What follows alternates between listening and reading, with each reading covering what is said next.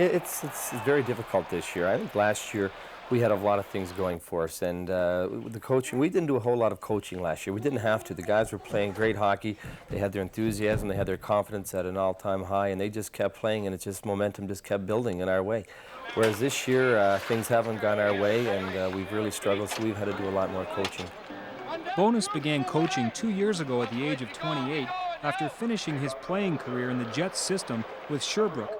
Head coach Barry Long, who had played on the Jets with Bowness, invited him to his staff despite their differing personalities. Barry is very low-key, but then there are times when we're playing a game in the regular season, whatever, and things aren't going well, and the guys are, you can see them starting to hang their heads. Then I'll jump in, I'll start yelling and screaming and doing a little cheerleading, whatever, just to try and pick them up a little bit. So it's a good blend. I go by the atmosphere of the team, what's happening with them. Are they up for the game? Then I don't worry about it. But if I see that they're not up for the game, or their emotions are starting to drop during the course of a game, then I'll become more involved.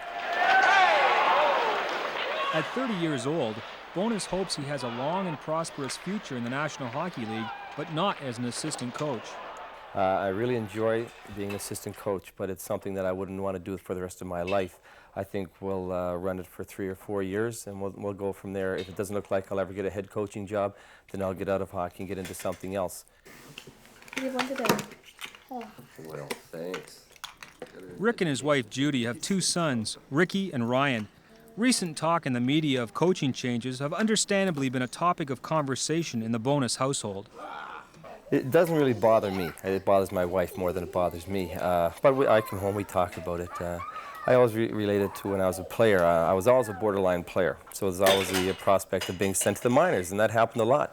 But right now I'm giving this my best shot. If it doesn't work out and the upper management decides, well, we better make a coaching change, then I'll walk away saying, well, I gave it my best shot, and I can live with that. Whereas it would be a lot more difficult if I felt I could do more or whatever, and then I'd be really frustrated. But we're doing just about everything we can, and that'll make it easier to walk away.